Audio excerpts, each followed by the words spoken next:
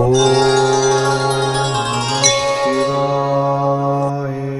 வணக்கம் நேயர்களே, spiritual TV நேயர்களுக்கு லக்ஷ்மணான அன்பு வணக்கங்கள். இப்போ நம்ம பார்க்க போகிறது வார ராசி பலன். 8ஆம் தேதியிலேருந்து 14ஆம் தேதி வரை எப்படி இருக்க போதான்னு பார்க்க போகிறோம். எப்போதுமே சொல்கிறதாங்க, லக்னத்துக்கு பாருங்கள்.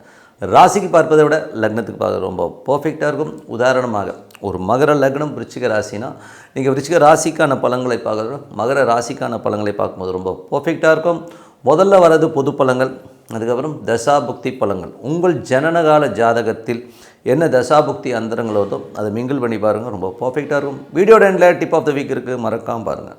கன்னிராசி. ஸோ கன்னிராசிக்கு பார்த்திங்கன்னா உங்களது ராசி அதிபதி புதன் 3இல் இருக்கும்போது தொழில் ரீதியான விஷயங்களில் கொஞ்சம் கடன் வாங்குறமான சூழ்நிலை கண்டிப்பாக ஏற்படுத்தும். கொஞ்சம் அலைச்சல்கள், கொஞ்சம் பிரயாணம் பண்ணுறமான விஷயங்கள் எல்லாம் கண்டிப்பாக கொடுக்குங்க. அதுக்கப்புறம் கன்னிராசிக்கு 2 மற்றும் 9ஆம் அதிபதியான சுக்கிரன். ஸோ பேசும்போது கொஞ்சம் கவனமாக பேசணும். நீங்கள் பேசுகிறத வச்சு சின்னதாக ஒரு கலகங்கள் ஏற்படும். ஏன்னா 2ஆம் அதிபதி 3ஆம் அதிபதி தொடர்பு வந்தாலே அந்த மாதிரி கலகங்கள் இருக்கும். அதனால் கொஞ்சம் கவனமாக பேசுகிறது ரொம்ப ரொம்ப நல்லது. வெளிநாட்டில் இருக்கிறவங்களுக்கு பார்த்திங்கன்னா நல்ல ஒரு வளர்ச்சி, நல்ல ஏற்றங்கள் வரதுக்கான வாய்ப்புலாம் ரொம்ப நல்லாயிருக்கு. அதுக்கப்புறம் பார்க்கும்போது உங்களுக்கு 3 8ஆம் அதிபதியான செவ்வாய். 3 8ஆம் அதிபதியான செவ்வாய் 4இல் இருக்கும்போது நிலபுலன்கள் தாயாரிடம் பேசும்போதெல்லாம் கொஞ்சம் கவனமாக பேசுகிறது ரொம்ப ரொம்ப நல்லது. ஸோ கொஞ்சம் ஒரு ஸ்ட்ரெஸ்ஸஸோ டென்ஷன்ஸோ வரும். சில பேருக்கு நிலபுலன்களை வச்சு கடன் வாங்குகிற சூழ்நிலையை ஏற்படுத்தும். ஸோ அதனால் கொஞ்சம் கவனமாக பார்த்துக்குங்க. தாயாருடைய உடல்நலம் சம்மந்தமான விஷயங்களை சின்னதாக ட்ரீட்மெண்ட் தேவைப்படலாம். அதுக்கப்புறம் பார்க்கும்போது உங்களுக்கு 5 6ஆம் அதிபதியான சனி. 5 6ஆம் அதிபதியான சனி பார்த்திங்கன்னா உங்களுக்கு 7இல் இருக்கும்போது குழந்தையோட வளர்ச்சி ரொம்ப அற்புதமாக இருக்கும். அதே மாதிரி பார்த்திங்கன்னா வேலையிலும் நம்ம அடுத்த கட்டத்துக்கு போகிறதுக்கான வாய்ப்புலாம் ரொம்ப நல்லாயிருக்கும். 7இல் சனி இருக்கும்பொழுது பார்ட்னர், லைஃப் பார்ட்னர், அதை மனைவி, கணவன் யாராக இருந்தாலும் கொஞ்சம் சோம்பேறித்தனமாக இருக்கிற மாதிரி ஃபீலிங் கண்டிப்பாக இருக்கும். எல்லாம் போஸ்ட்போன் பண்ணுவாங்க, அதை பார்த்து கொஞ்சம் கடுப்பாவீங்க. ஸோ நீங்கள் அது கொஞ்சம் பர்ஃபெக்டாக அவங்க அதை கொஞ்சம் புஷ் கொடுத்தீங்கன்னா போதும், அதுக்கப்புறம் அவங்களே பார்த்துப்பாங்க. அதுக்கப்புறம் உங்களது 7ஆம் அதிபதி 10இல் வக்கரமாக இருக்கும். பிஸ்னஸ் செக்டாரில் கூட பார்த்திங்கன்னா நீங்கள் நினச்ச மாதிரி ஒரு வேகம் இல்லாமல் கொஞ்சம் ஸ்லோ டவுனாக போகிற மாதிரி ஃபீலிங் கண்டிப்பாக கொடுக்கும்.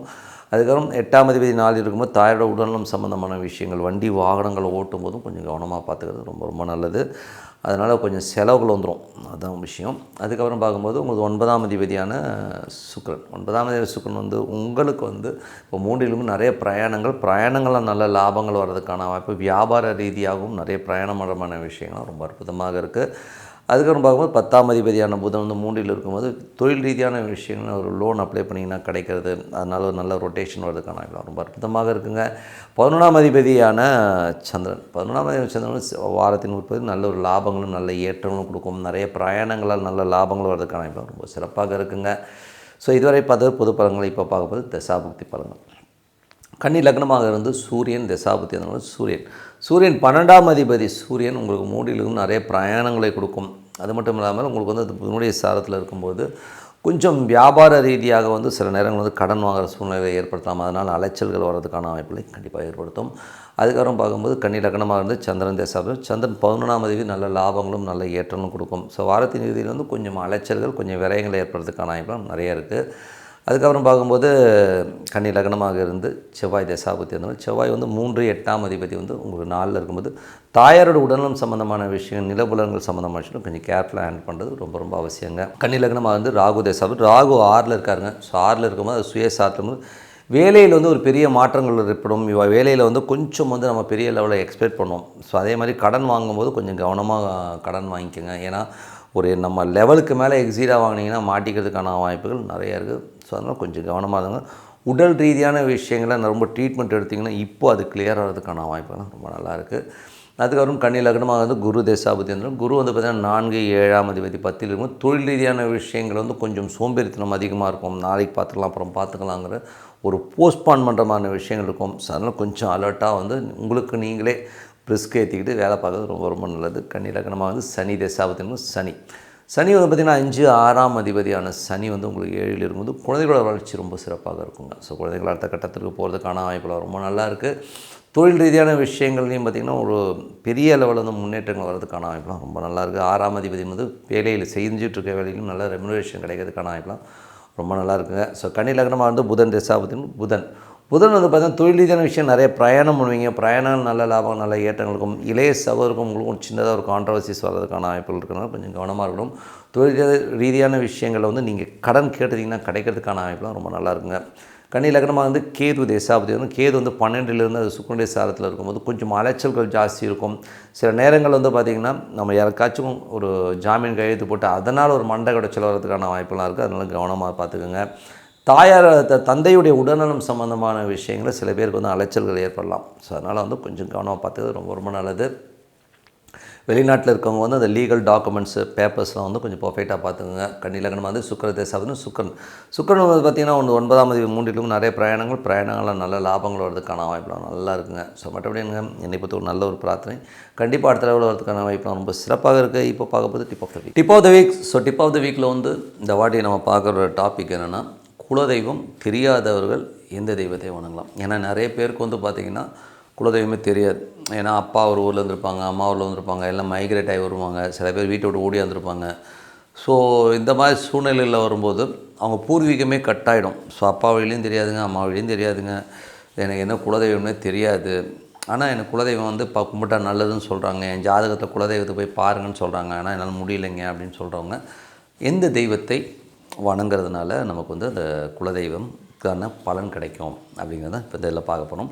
ஸோ குலதெய்வத்துக்கான முக்கியமான தெய்வம். ஸோ இப்போ இந்த குலதெய்வம்னா ஏகப்பட்ட குலதெய்வங்கள் இருக்குங்க. நீங்கள் வந்து அந்த குலதெய்வத்துடைய சாயில் பார்த்திங்கன்னா நிறைய கருப்பர் வருவார், நிறைய தெய்வங்கள் ஓகேங்களா. கருப்பர், முனியன், அப்புறம் ஏகப்பட்ட தெய்வங்கள் வந்து கிராம தேவதைகளாக, அதாவது நம்ம குடும்பத்தோடு இறந்து போய் அவங்களே தெய்வமாக வழிபடுறவங்க இருக்காங்க. அதே மாதிரி வந்து பார்த்திங்கன்னா வழியாக குலதெய்வத்தை வந்து வழிபடணும். இதுதான் குலதெய்வ செக்டார்லேயே வரும். இல்லை என்ன முக்கியமாக பார்க்க வேண்டிய விஷயம்னா, ஒரு 14 தலைமுறை 15 தலைமுறைலாம் வந்து அந்த கோயிலில் போய் நின்று அவங்க வந்து வழிபாடு பண்ணியிருப்பாங்க. அந்த இடத்துல போய் நின்று நம்ம வழிபாடு பண்ணும்போது நமக்கு அந்த நல்ல ஒரு வைப்ரேஷன் நம்ம தாத்தா முப்பாட்டன் உட்காந்து பூஜை பண்ண இடத்துல நம்ம பண்ணும்போது அது கிடைக்குங்கிறது வந்து ஐதீகம்.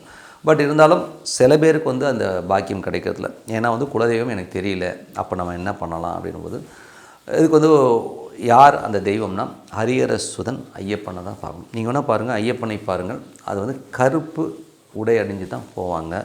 அது மட்டும் இல்லாமல் அது ஹரியும் சிவனும் கலந்த ஒரு கலவையானவர் தான். அவர் வந்து ஒரு எப்படிப்பட்டவனோ அவர் ஒரு வாரியர் தான். ஸோ வாரியர்னும் போது அவர் சண்டைக்கு போயிருக்கார், வில் எடுத்து போயிருக்கார். அதேமாதிரி கருப்பு உடை உடுத்தி தான் போவாங்க. ஏன்னா வந்து ரொம்ப கொஞ்சம் ஆச்சாரமான தெய்வம், கொஞ்சம் எமோஷனலான தெய்வம் தான் வச்சுப்போமே. பிரம்மச்சரியம் உள்ள ஒரு தெய்வம் தான். அதனால் வந்து யாருக்கெல்லாம் குலதெய்வம் தெரியாதோ அது குலதெய்வத்துக்கான ஹெட் குவார்ட்டர் யாரானா ஹரிஹர சுதன் ஐயப்பன் தான்.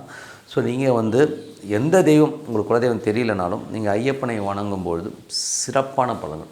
அது எப்படி வணங்கணும் அப்படின்னும்போது, சனீஸ்வர பகவான் உங்கள் ஜாதக கட்டத்தில் எங்கே இருக்கிறாருன்னு பார்த்துக்கோங்க.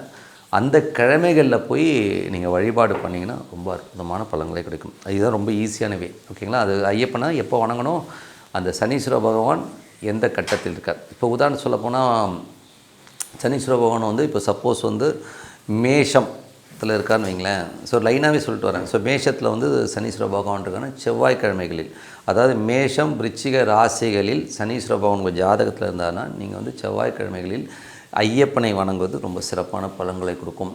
அதே மாதிரி வந்து ரிஷபம் துலாம் ராசிகளில் சனீஸ்வர பகவான் இருக்காருன்னா நீங்கள் வெள்ளிக்கிழமைகளில் வந்து நீங்கள் போய் அந்த ஐயப்பனை வணங்குறது ரொம்ப சிறப்பான பலன்கள் இருக்கும். அதே மாதிரி மிதுனம் கன்னியில் வந்து உங்களுக்கு சனீஸ்வர பகவான் இருக்காருன்னா புதன்கிழமைகளில் வந்து ஐயப்பன் வழிபாடு பண்ணுறது ரொம்ப சிறப்பான ஒரு நல்ல விஷயத்தை கொடுக்கும்.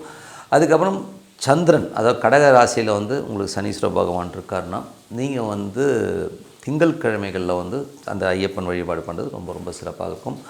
சிம்ம ராசியில் சனீஸ்வர பகவான் உங்கள் ராசியில் இருக்காருன்னா ஞாயிற்றுக்கிழமைகளில் வந்து சனீஸ்வரன் அந்த ஐயப்பன் வழிபாடு ரொம்ப சிறப்பாக இருக்கும். அதே மாதிரி உங்களுக்கு வந்து தனுசு மற்றும் மீன ராசிகளில் சனீஸ்வர பகவான் இருக்கான்னா வியாழக்கிழமைகளில் வந்து நீங்கள் போய் வந்து சனீஸ்வர பகவானை வழிபாடு பண்ணுறது ரொம்ப ரொம்ப சிறப்பாக இருக்கும். அதே மாதிரி சனிக்கிழமைகளில் அதாவது வழிபாடு பண்ணோன்னா உங்களுக்கு வந்து மகரம் மற்றும் கும்பத்தில் உங்களுக்கு வந்து சனீஸ்வர பகவான் இருக்காருன்னா நீங்கள் சனிக்கிழமைகளில் வந்து போய் வழிபாடு பண்ணுங்கள், ரொம்ப சிறப்பான பலன்கள் கிடைக்கும். ஸோ இது வந்து அந்த ராசியில் இருக்கிற சனி உங்களுடைய ஜாதகத்தில் எங்கே இருக்கிறாரோ அதை வந்து நம்ம சொல்லியிருக்கோம். நீங்கள் அதை பாயிண்ட் அவுட் பண்ணி பாருங்கள். ரொம்ப அற்புதமான பலன்கள்.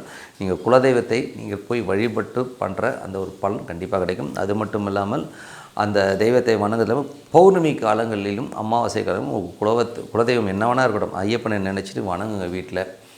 அற்புதமான பலன்களை தேடி வரும். குலதெய்வத்திற்கான அனைத்து பலன்களும் உங்களுக்கு கிடைக்க வாழ்த்துக்கள் சொல்லிட்டு உங்களிடம் விடைபெறுவது உங்கள் லக்ஷ்மி நாராயணன். நன்றி, வணக்கம்.